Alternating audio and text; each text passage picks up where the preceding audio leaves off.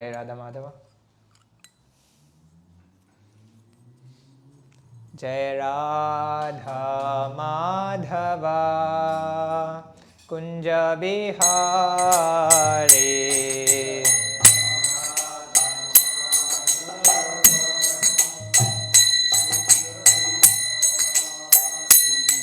जय राधा माधवा कुंज बिहारी।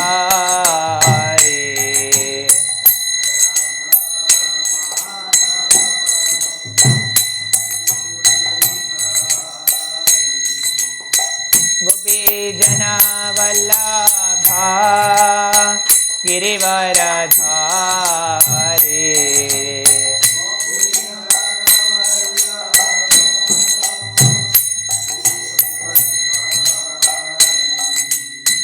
गोपीजन वल्लभा गिरिवरधारी।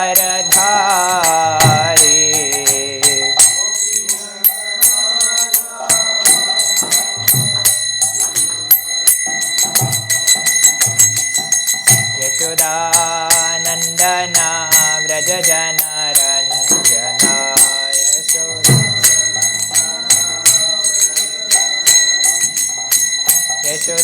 यशोदानन्दन व्रज जनरञ्जनाय।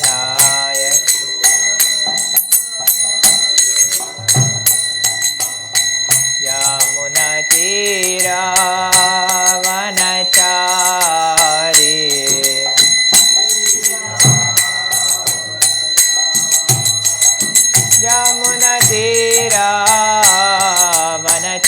यमुनतीरावनचारी।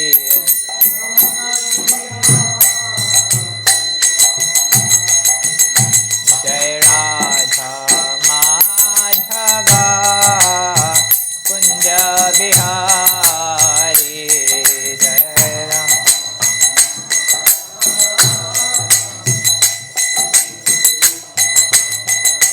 जय राधा माधवा कुंज बिहारी।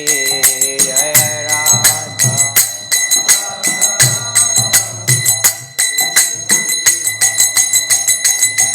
गोपी जनवल्लभा Girivardhari.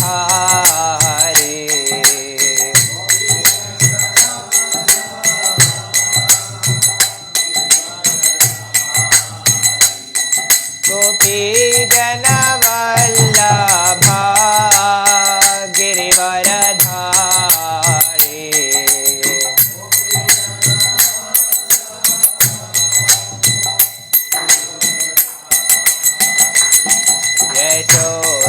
Yashodanandan Vraj जनरञ्जनाय।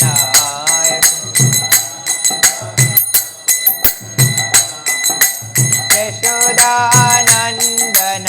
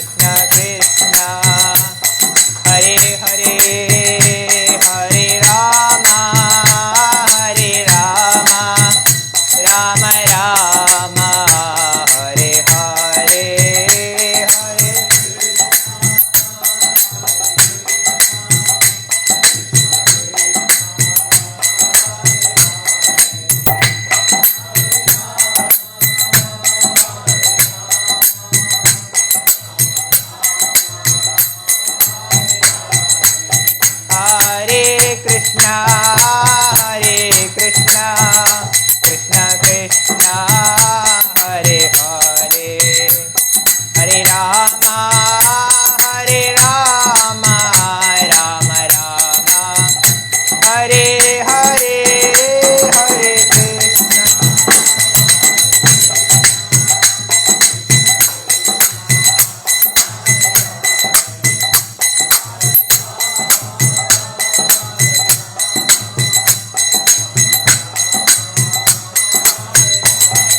Hare Krishna, Hare Krishna, Krishna Krishna, Hare Hare, Hare Rama, Hare Rama, Rama Rama, Hare Hare, Hare.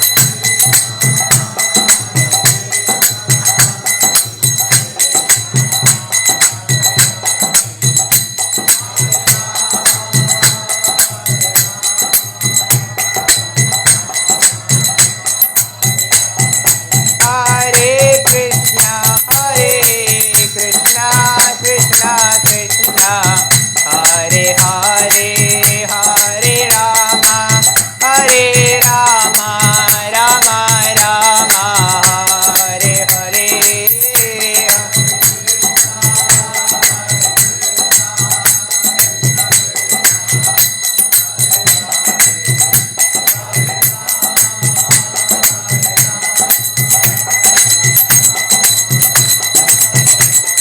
Hare Krishna, Hare Krishna, Krishna Krishna, Hare Hare, Hare Rama, Hare Rama, Rama Rama, Hare Hare, Hare.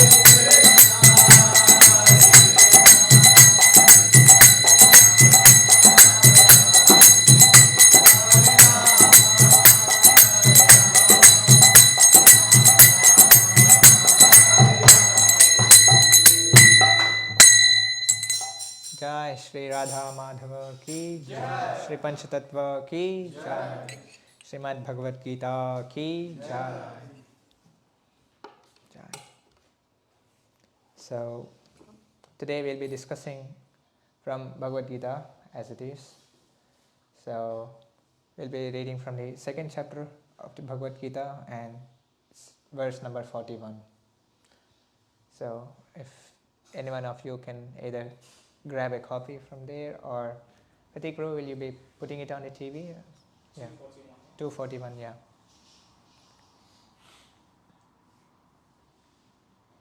I think it's easy to follow on the TV too.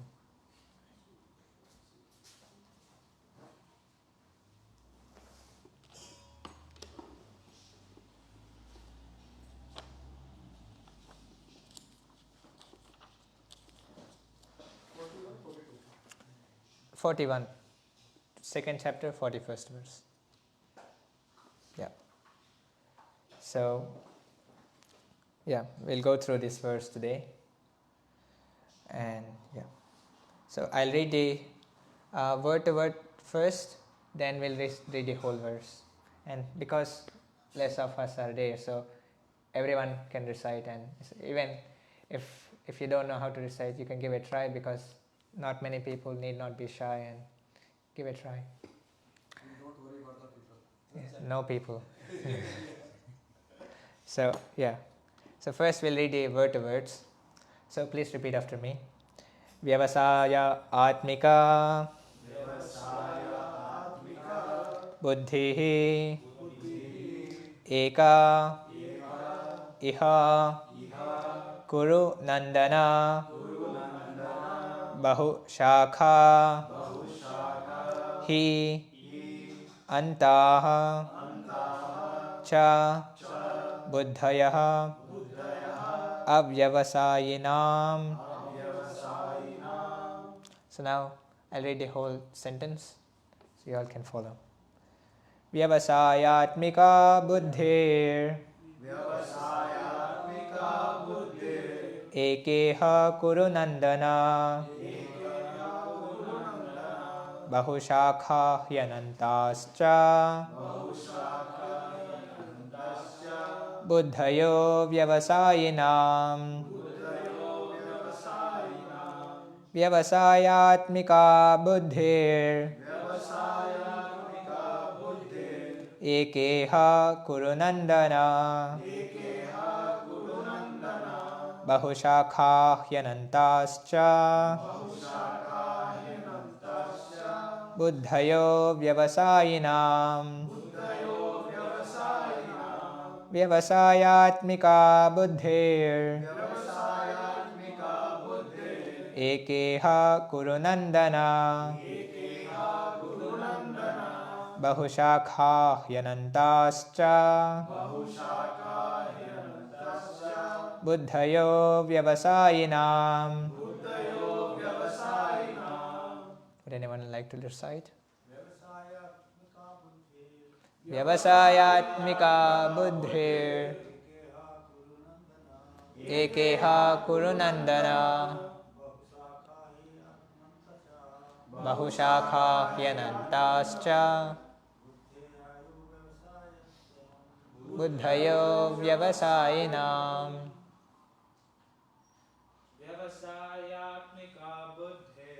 Vyavasayatmika buddhir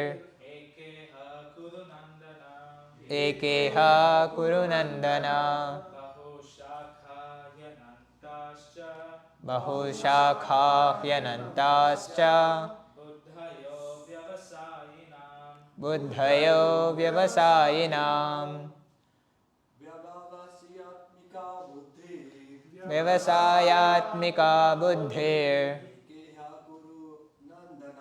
Ekeha Kurunandana Bahushakha Hyanantascha Buddhayo Vyavasayinam. Vyavasayatmika buddhir Ekeha Kurunandana Bahushakha Hyanantascha Buddhayo Vyavasayinam. Vyavasayatmika buddhir Ekeha Kurunandana Bahushakha Hyanantascha Buddhayo Vyavasayinam. Vyavasayatmika buddhir Ekeha Kurunandana Bahushakha Hyanantascha Buddhayo Vyavasayinam. Abhay, would you like to sing? No? You want to give it a try? Go on, come on. Try. It's only a voice. Yeah, it's only a voice. Need not be shy. Okay. Right. Okay, let's move on to the next part, which is the word-to-word translations. So again, repeat after me. Vyavasaya Atmika. Resolute in Krishna consciousness. Buddhi. Intelligence. Eka. Only one. Iha. In this world. Kurunandana. O beloved child of the Kurus. Bahu Shakha. Having various branches. He. Indeed. Ananta. Unlimited. Cha. Also. Buddhayaha. Intelligence. Avyavasayinam. Of those who are not in Krishna consciousness. Okay. Translation and purport by His Divine Grace A.C. Bhaktivedanta Swami Srila Prabhupada. Srila Prabhupada ki jai. Translation. Those who are on this path are resolute in purpose, and their aim is one. O beloved child of the Kurus, the intelligence of those who are irresolute is many-branched. So now we'll go translation also back and forth, so you all can repeat after me. We'll go through the translation. Those who are on this path are resolute in purpose, and their aim is one. O beloved child of the Kurus, the intelligence of those who are irresolute is many branched. Purport.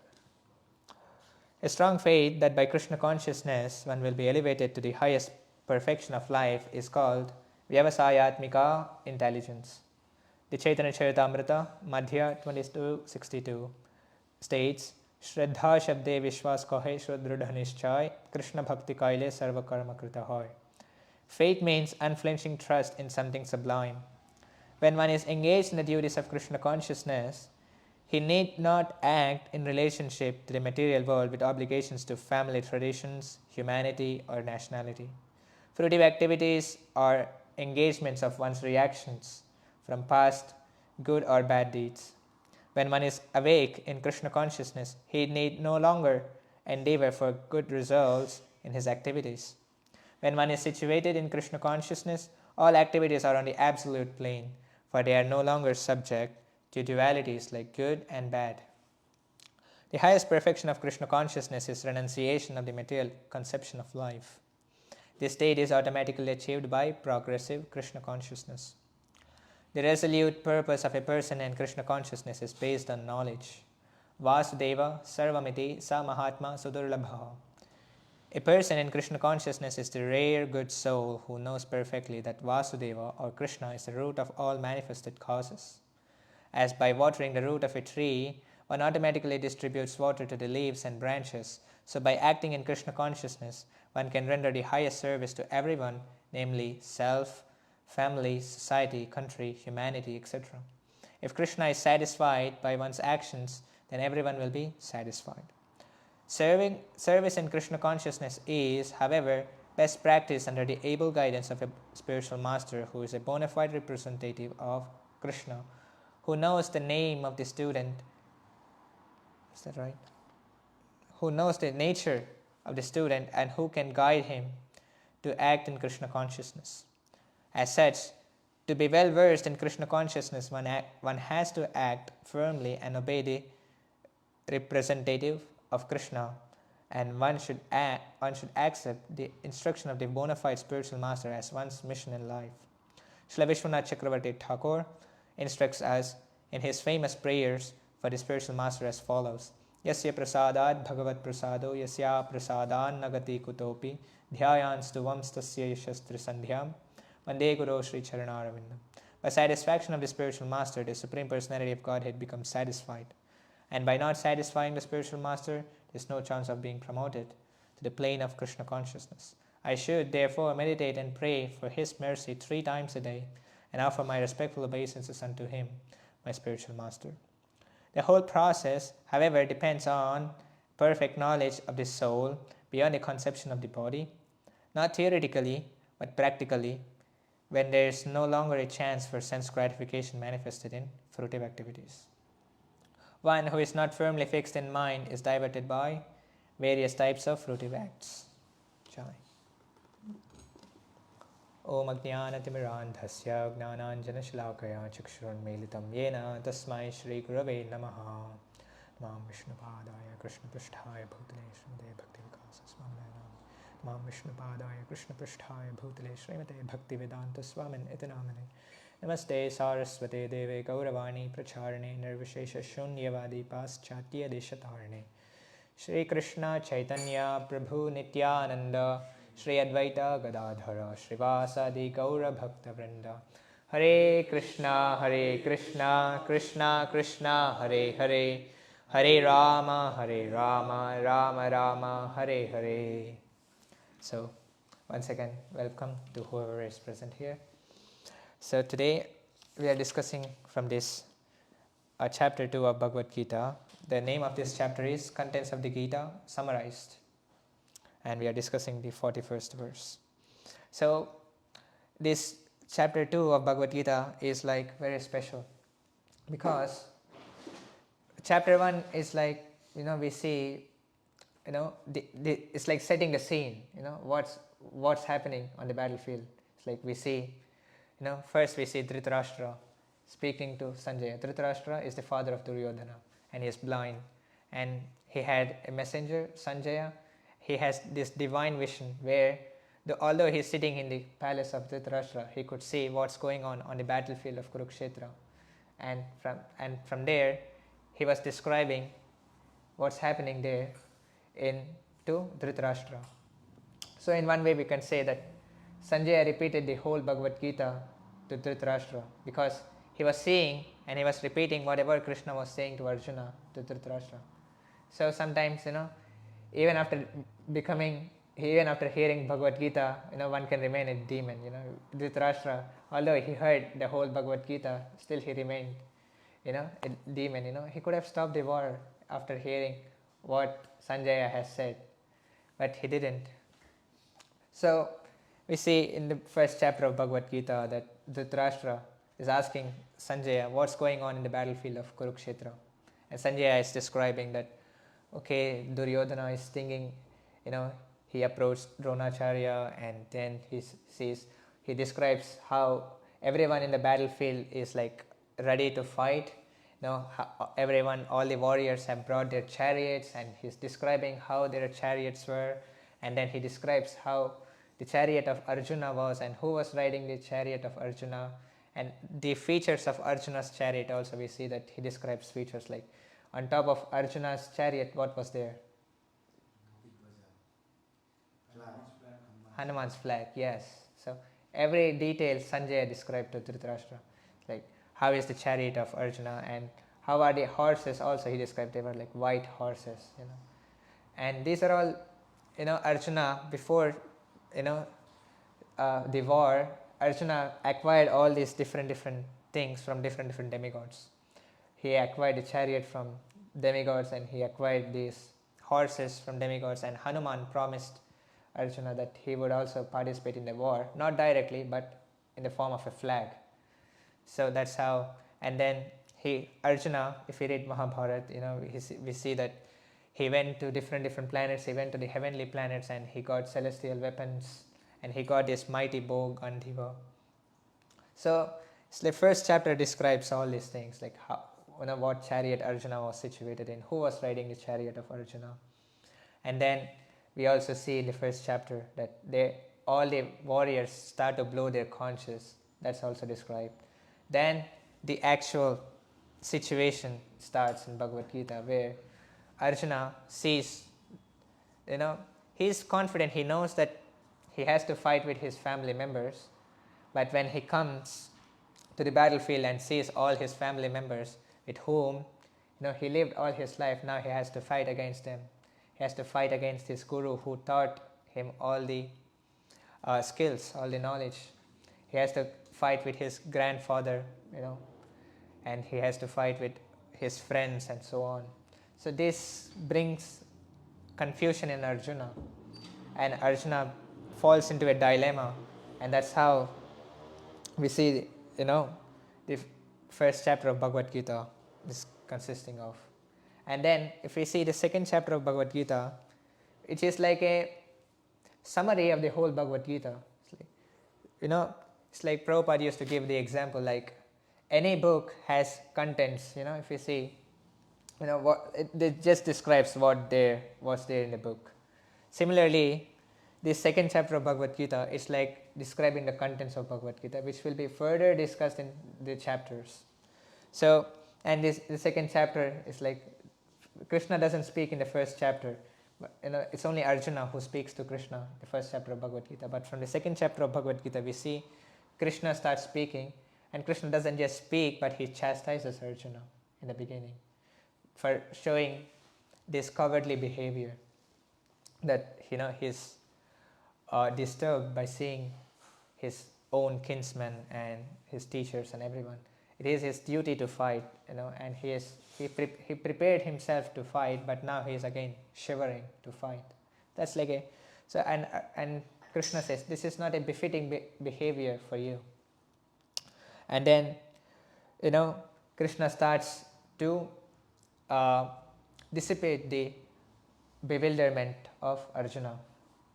So here, if we see these verses, Krishna describes from the verse 39 of this chapter, Krishna describes to Arjuna how to act without being attached to the fruits, in the sense that we all work, but we don't work selflessly. We have some selfishness. It's like we are working. Why? Because we need salary, we need to maintain our families, and there are many causes. It's like probably some may be working to maintain their family, some may be working because they want to work, some may be working just to maintain a status quo in the society. There could be different reasons, but here Krishna emphasizes that one should work without being attached to the fruits of the work. In the sense, you need to do your job whether the result is good or bad. You should not be affected to the results of your work. So, and here, especially if you see when Krishna is describing about work, he is very specific. It's not just any ordinary work, but Krishna is indirectly indicating that this is Krishna consciousness. This work means working in Krishna consciousness. And if we see from that point of view, then what all the verses come after the 39th verse of this chapter makes sense. Otherwise, they won't make any sense. So if we see the 40th verse of this verse, now in the 39th verse, because Krishna said that you need to work without being attached to the fruits of your work, and that action is only Krishna consciousness. There is no other action. All the actions which we see, they give certain results, either good or bad. We call it as pious or impious. We act and we either get a pious result and we go to the heavenly planets. That's like a good action. And if not, then we are engaged in sinful activities. Then what's the result is we accumulate sin and we go to hell. But if there is any activity which is beyond this pious and impious, that is only Krishna consciousness. So when we say that acting in such a way that we are not being attached to the fruits of it, the activities, no matter if someone is there. So no matter whether the result of that activity is good or bad, that activities can only be Krishna conscious activity. No other activity is beyond this duality of goodness and sinful life. So if that's why our Bhagavad Gita is very special, because it's only through the Bhagavad Gita as it is people can understand the sublime and the difference. Otherwise, if we purchase any other Bhagavad Gita in the market, for them, if they these things, they doesn't make any sense. That act without fruitive activities. What is that action? They have no idea. So that's why this Bhagavad Gita as it is very important. So now in the 48th verse, Krishna says that I just read out the translation as it is without paraphrasing it. That if you see, you got the verse, bro. So the translation is, in this endeavor there is no loss or diminution, and a little advancement on this path can protect one from the most dangerous type of fear. The sense, in this endeavor, what is that endeavor? Acting without being attached to the fruits. So if we act in that way, there is no loss or diminution. And even a little bit advancement on that path can protect one from the most dangerous type of fear. So just imagine, what activity can you imagine, which has no loss or diminution? So every activity has some loss and diminution. And what activity can protect one from the most dangerous type of fear? So unless we have this understanding that acting without being attached to the fruits of activities is Krishna consciousness, we can't understand this verse. It makes no sense, because all the activities in the material world, they give us some loss, they bind us to this material world, and they cannot protect us from fear. So then here we need to have a clear understanding of this point, that acting without fruits means acting in Krishna consciousness. So now let's get to today's verse, which is the 41st verse of the second chapter. So what's the verse says? Those who are on this path are resolute in purpose, and their aim is one. O beloved child of the Kurus, the intelligence of those who are irresolute is many branched. So now again this pronoun, this path means Krishna consciousness. So those who are in Krishna consciousness, they are resolute in purpose and their aim is one. And those who are irresolute, those who, what it says, the intelligence of those who are irresolute is many branched. So now this is today's topic of discussion. So today's topic of discussion is being resolute in Krishna consciousness. So that's today's topic of discussion. So we will be discussing mainly three things actually. The first is what does it mean by the word Vyavasayatmika? So here in this verse, the word Vyavasayatmika has been used. So we'll discuss what does it mean by the word Vyavasayatmika. And the second is, now because the whole topic of discussion is on the point that resolution. So what is the basis of the resolution? Because here in this verse, the word resolute, because that's what differentiates a non-devotee from a devotee. We need to understand what is the basis of a devotee's resolution in Krishna consciousness. That's the second topic of discussion. And the third is how to develop resolution in Krishna consciousness. So this is the three things we'll be discussing, and I hope we have enough time. So let's start our discussion on today's verse. So if you see the purport, Srila Prabhupada says, first of all, Srila Prabhupada gives what's the meaning of the word Vyavasayatmika. So if you see the first paragraph, the first line, the first statement, Srila Prabhupada says, a strong faith that by Krishna consciousness one will be elevated to the highest perfection of life is called Vyavasayatmika, intelligence. So now we got the definition that Vyavasayatmika, intelligence, means to have strong faith that by being Krishna conscious, one can achieve the highest perfection of life. So the question now arises, what is the highest perfection of life? Right? The highest perfection of life. What is the highest perfection of life? We are all trying to be happy in this world, right?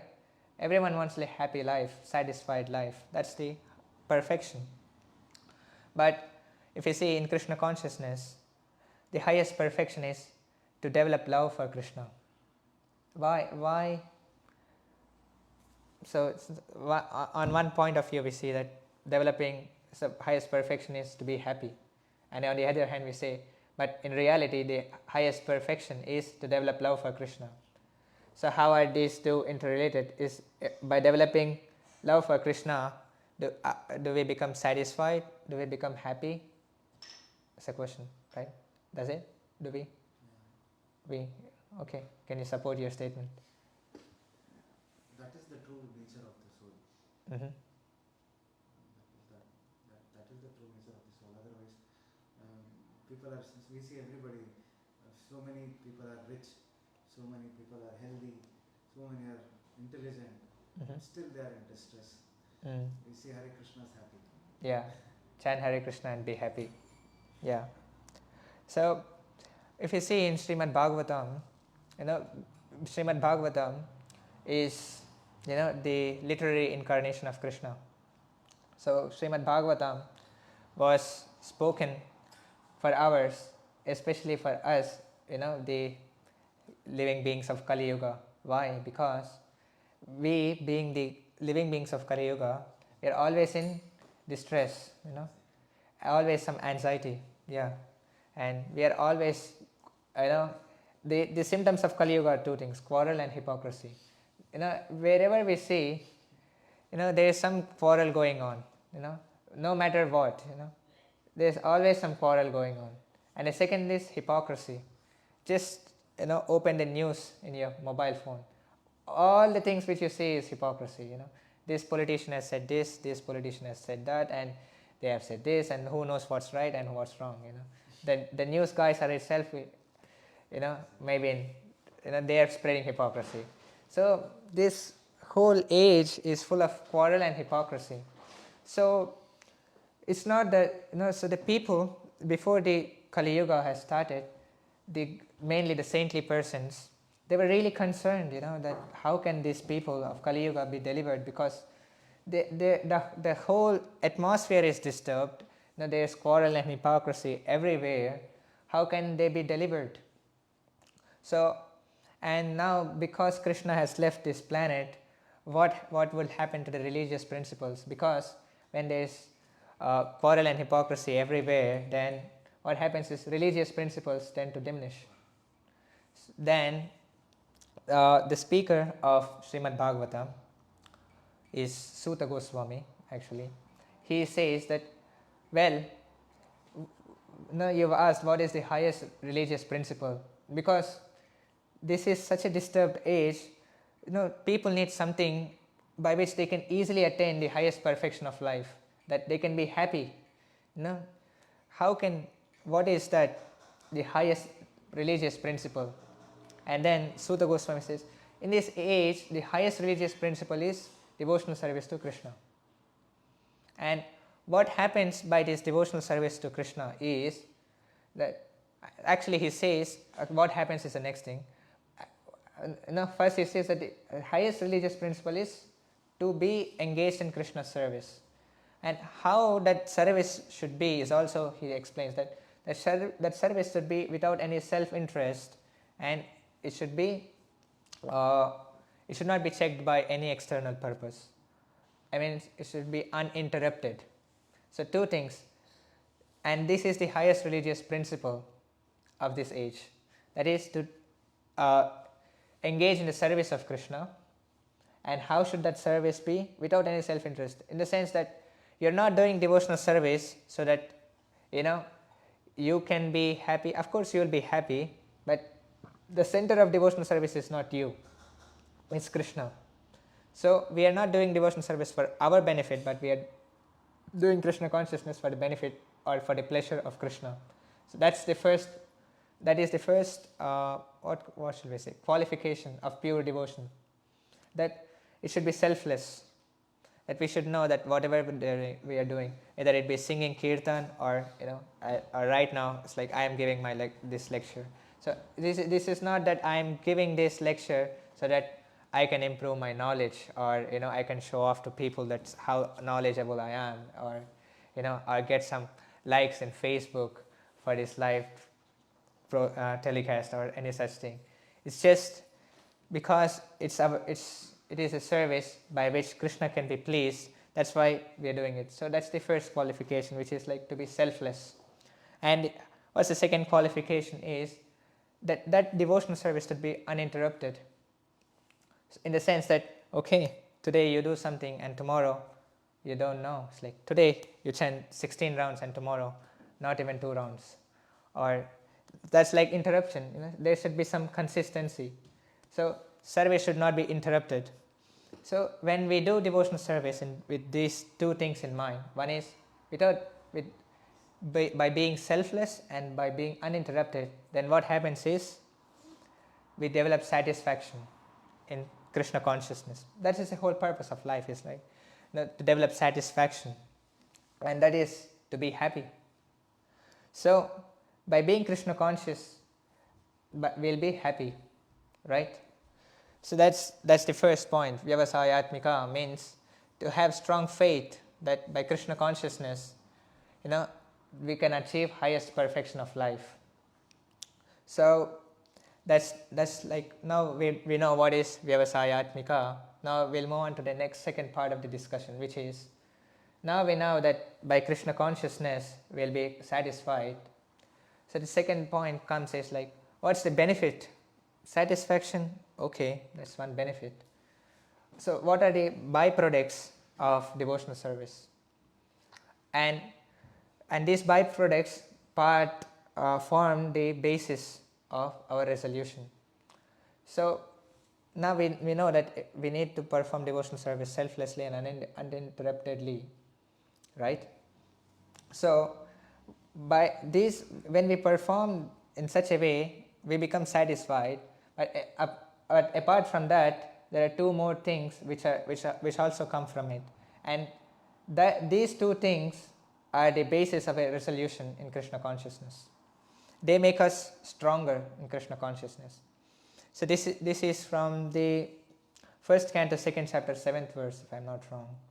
So after this verse where Sutta Goswami explains that this is the highest religious principle and it needs to be performed selflessly and uninterruptedly, he says that by performing such devotional service, one develops two things. One is renunciation and the second is knowledge.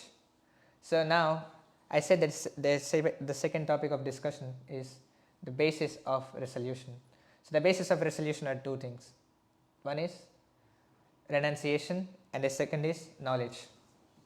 So when we speak of resolution, what is that renunciation actually? When we speak of renunciation from what actually? Renunciation from material objects. That's what Prabhupada explains. If you see further in the purport, so Prabhupada says that the highest perfection of Krishna consciousness is renunciation from material conception of life. So what is this material conception of life? Material conception of life means to consider that we are this body and to identify everything in relation to our body.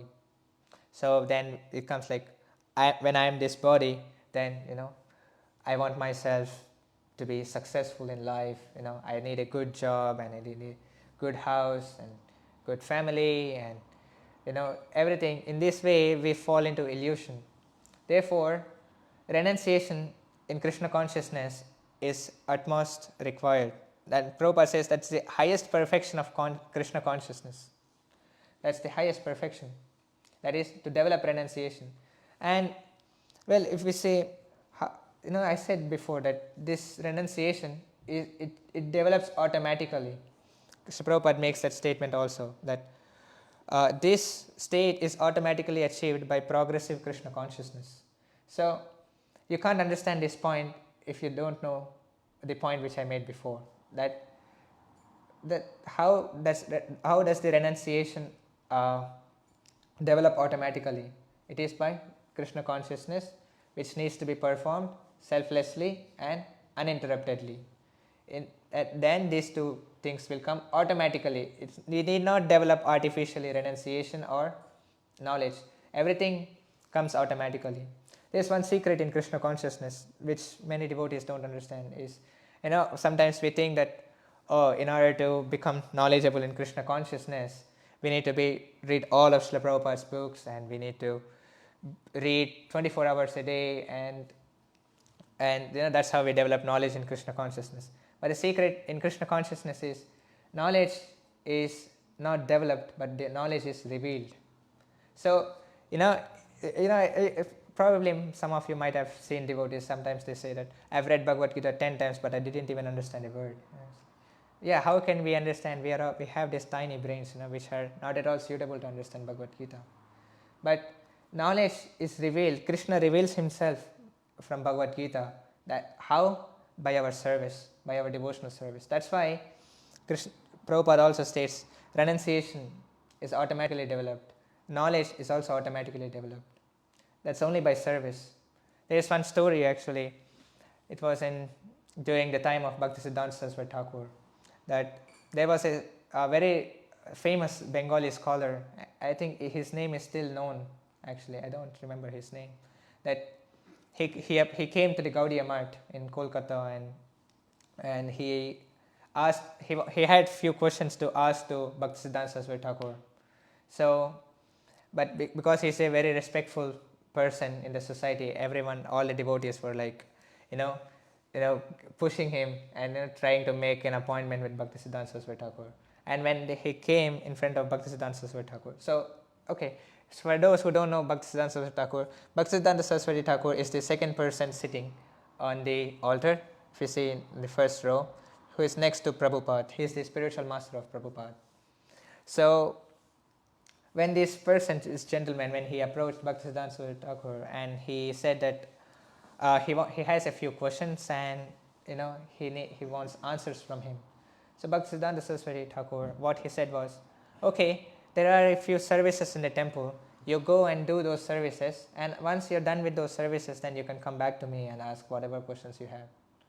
And this person could have revolted against him and said, I'm such a such person in the society, it's like such respectful person, everyone respects me. Why should I go and do these services like, cleaning the floor or washing the pots or any such thing? But he was a very nice, humble person, and he just went and he washed the pots, cleaned the floor, and that did all the services.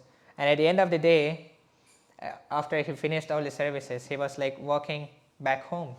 And few disciples noticed this, and they went to him literally and they asked him, you came here to ask few questions, right? And what happened to your questions? You're not asking any questions. And his response was, all of my questions got answered. And how did all his questions got answered? Is just by service. So this proves that just by doing service, that knowledge develops. Actually, that's the secret of Krishna consciousness. And even if you see in the 10th chapter of Bhagavad Gita, Krishna says that, Tesham satata yuktanam bhajatam priti purvakam dadami buddhi yogantam yena mam upayantite. Those who are constantly engaged in my service lovingly, to them I give them the intelligence so that they can come back to me, back to Godhead. So the secret is engaging in service. Then even Krishna is putting this condition that unless you engage in my service, I won't give you intelligence. So this attitude of doing service is very, very important. So then Krishna, how does Krishna give knowledge? That also he explains in the 10th chapter of Bhagavad Gita, that Krishna will personally come into the heart of the devotee and he will extinguish all the darkness which is present in the devotee, and he'll clean the heart of the devotee and he'll ignite the heart of the devotee with knowledge. There's this verse, Tesham evanukampartam aham ajnanajam tamaha nashayam yatma bhavastu gnana deepena bhasvata. I enlighten the heart of the devotee with the knowledge, fire of knowledge. So that's very, very important. We need to understand. That's why sometimes we see that devotees get annoyed. So why are we being pushed into so many services? That's the secret. It's like that. From that, you develop real knowledge. Krishna consciousness develops through service. Okay, so I think we are running out of time. So the basis of Krishna consciousness is said two things, right? One is renunciation, and the second is knowledge. And both of these things are naturally developed. They come automatically by being engaged in Krishna's service. And so that's the basis of resolution. So how do we develop resolution further? That Srila Prabhupada explains in the final parts of the purport, where Srila Prabhupada says that by practicing Krishna consciousness under the guidance of Guru. So this is how we develop our resolution, or we be resolute in Krishna consciousness. And approaching spiritual master has been emphasized throughout the whole Vedic literatures. And here, especially in this purport, Srila Prabhupada quotes the last verse from the Guru Vashtaka, which we sing every morning, which is Yasya prasadad Bhagavad prasado Yasya prasada nagati kutopi dhyayan stuvam stasya shastra sandhyam vande Guru Shri Charanaravinda. Which means that by the mercy of Guru, one achieves Krishna. And without the mercy of the spiritual master, Guru, one cannot achieve Krishna. Therefore, in order to develop our resolution in Krishna consciousness, we need to practice Krishna consciousness under some guidance, and especially under the guidance of spiritual master. And Srila Prabhupada also makes one important statement in this paragraph, where he says that as such, to be well versed in Krishna consciousness, one has to act firmly and obey the representative of Krishna, and one should accept the instruction of the bona fide spiritual master as one's mission in life. Srila Prabhupada makes this statement, and this is a very, very important statement in this paragraph, where Srila Prabhupada says that one should accept the instructions of the bona fide spiritual master as one's mission in life. So if we see the very own life of Srila Prabhupada, we see that Srila Prabhupada accepted the instruction of his spiritual master as his mission in life. Actually, Srila Prabhupada personally states that when Srila Prabhupada was reading this verse, and he was reading the commentary of Vishwanath Chakravarti Thakur, he says that in the commentary of Vishwanath Chakravarti Thakur, who is a very great commentator on Bhagavad Gita, Vishwanath Chakravarti Thakur makes this statement especially, that one should accept the instruction of a spiritual master as one's life and soul.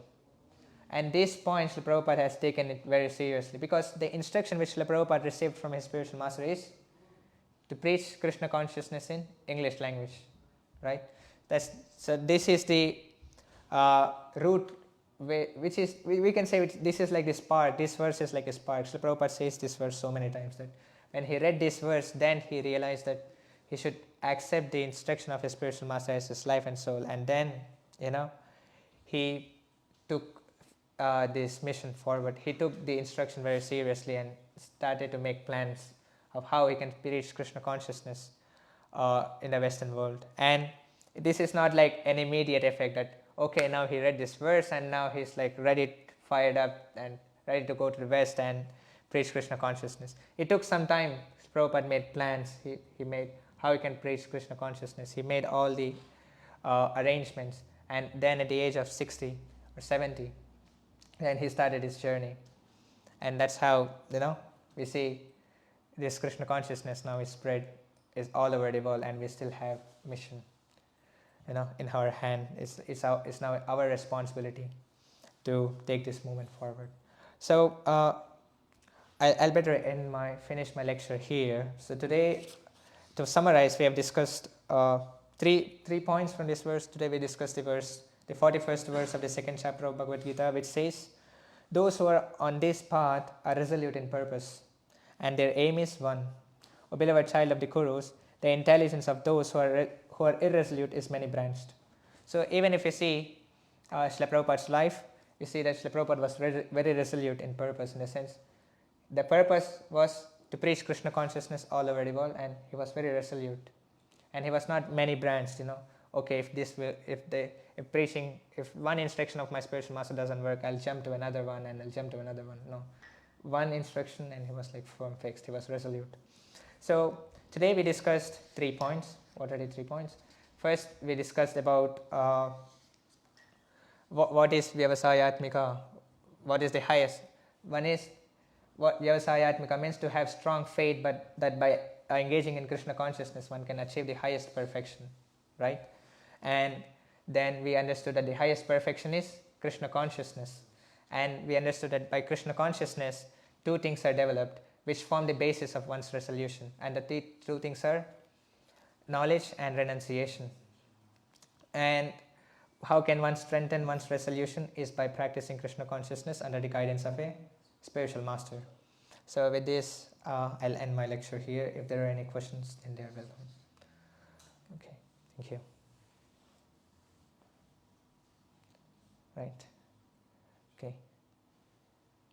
Yes, bro. Can you define service, like if I am doing my job, Yeah. and I am with that consciousness, I am doing like if I will do job for the pleasure of Krishna, Yeah. will it also be counted as a service, or only the things which I am doing in association of devotees or in temple, that will be service? Yeah.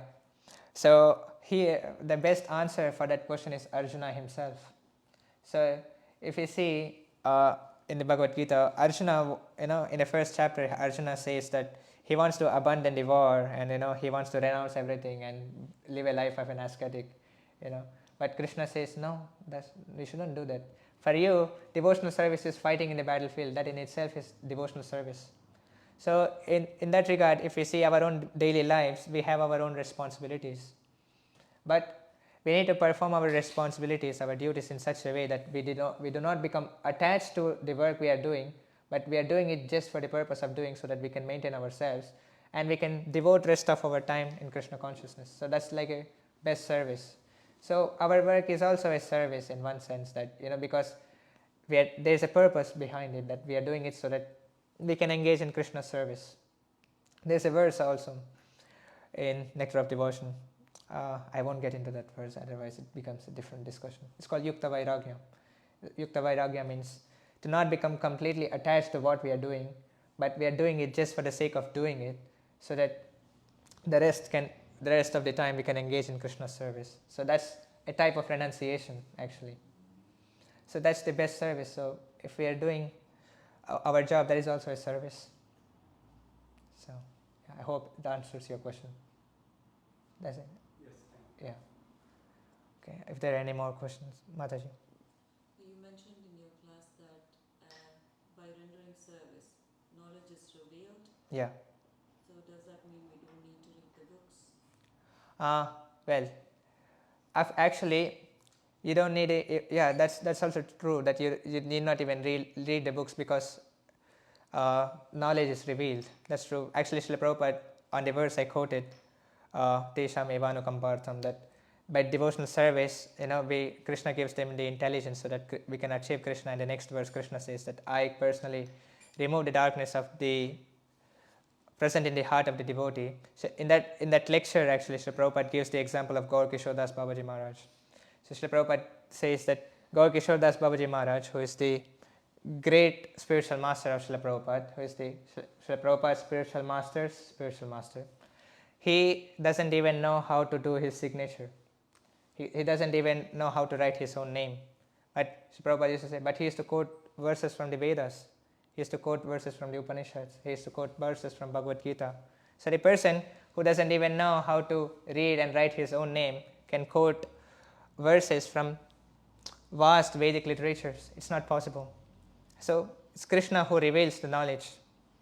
Actually, there's many examples that, even those, many examples actually, who illiterates have become great devotees, and they have written great books actually. So in one sense it's true that, by rendering devotion service, but that also depends upon our quality of service also. It's like, the quality of, like I said, the service should be selfless and uninterrupted. So that's pure devotional service. But for us, we need to read books, which is very important. But both should go in parallel, that reading of books, and because reading of books gives us the enthusiasm to perform service, and service gives us the eagerness to read more, because we need to keep ourselves motivated in spiritual life as well. It's like, if we just stop reading books and if we just do service, at one time we start to question what we are doing. It's like sometimes we even forget why we are chanting. We are chanting, but why we are chanting? It's like this we can back ourselves with reasoning when we have knowledge of books. So both needs to be there. So I hope that answers your question. So by rendering pure devotional service, not just devotional. Yeah, not just devotional service. Actually, devotional service means pure devotional service, but we need to emphasize pure, because we consider whatever we do is devotional service. That's another problem. So, any more questions? If not, we'll move to the next part of the program. Prabhu? Just a reflection, I think. Yes, bro. We discussed about Srinivas Ramanujan yesterday. Yeah. So, Yeah. God gives intelligence. I think that's one of the examples.